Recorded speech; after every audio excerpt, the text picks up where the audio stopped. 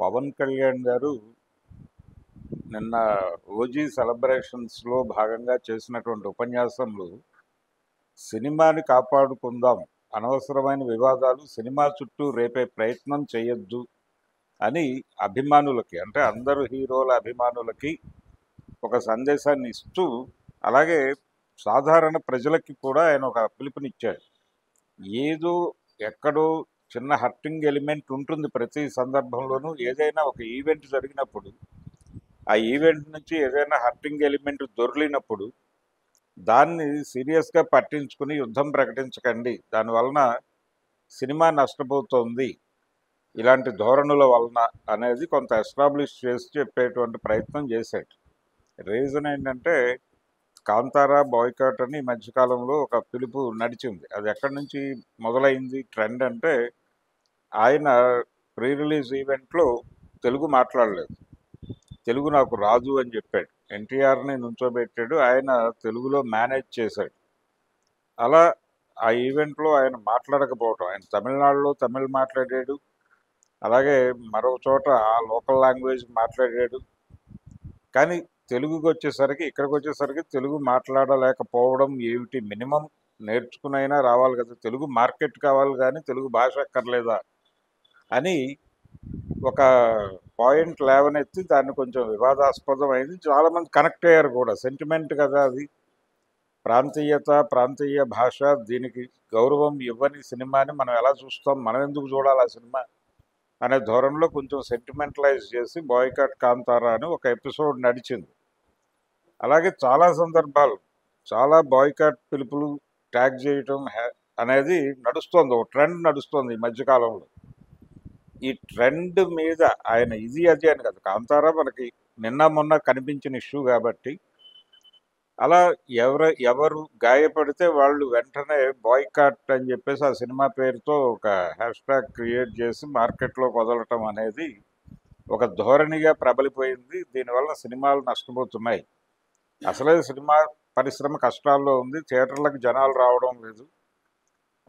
ఆ కష్టాల్లో ఉండగా మళ్ళీ ఇదొక కొత్త కష్టమా, జనాల్ని థియేటర్లకు ఎలా రప్పించాలా అని మేము చాలా కష్టాలు పడుతుంటే ఇక్కడ మీరేమో జనాల్ని థియేటర్లకు వెళ్ళొద్దు అని చెప్పి వేరియస్ రీజన్స్తో మీరు అలా రోడ్డు మీద గొడవ చేయటం అనేది సబబా?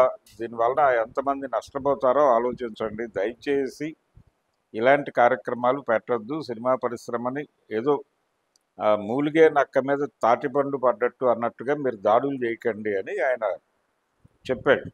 ఈ సందర్భంలోనే తన మీద జరిగినటువంటి, అంటే ఆయన మీద ఒక ఇది నడిచింది ఈ మధ్యకాలంలో. శాసనసభలో బాలకృష్ణ గారి కామెంట్స్ మీద ఆయన ఏం మాట్లాడలేదు, స్పందించలేదు. కారణం ఏమిటి అని విపరీతమైన చర్చ జరిగింది. దానికి కూడా ఆయన రియాక్ట్ కాలేదు, రియాక్ట్ కాకూడదు అనుకున్నట్లుగా కాన్షియస్గానే కనిపిస్తున్నారు వాళ్ళు, నాగబాబు గారితో సహా. బహుశా ఢిల్లీ నుంచి కూడా ఆ రకమైన సంకేతాలు ఉండి ఉండకపోవచ్చు.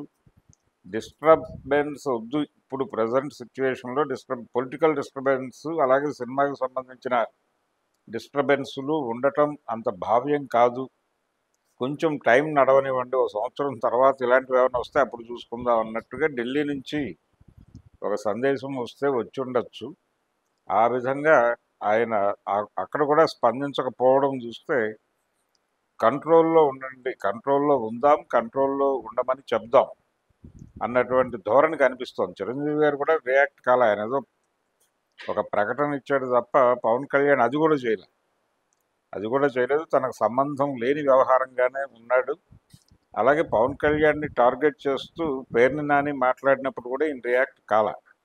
అంటే ఆయన చిరంజీవి గారి ప్రకటన మీద వ్యాఖ్యానం చేస్తూ, ఇదే ప్రకటన ఆ రోజున పవన్ కళ్యాణ్ మాట్లాడినప్పుడే ఇచ్చుంటే తోటకూర నాడే కొట్టకపోయావా అమ్మ అన్నట్టుగా ఆ రోజునే చెప్పేస్తే బాగుండేది కదా, ఆ రోజునే ప్రకటన ఇస్తే బాగుండేది కదా అని చేసినటువంటి అభిప్రాయ ప్రకటన మీద కూడా పవన్ కళ్యాణ్ ఎక్కడ రియాక్ట్ కాలేదు.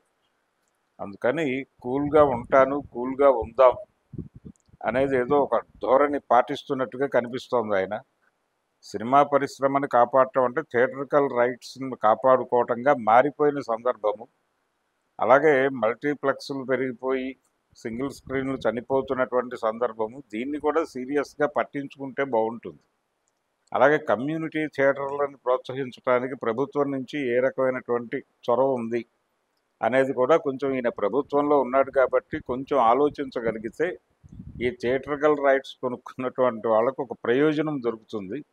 ఈ అంటే మీరు ఆవేదన చెందటము, బాధపడటంతో పాటు ఆచరణాత్మకమైనటువంటి కార్యక్రమాలు కూడా ఏమైనా తీసుకుంటే బాగుంటుందని అడ్వైజ్ చేయగలం ఆయనకి.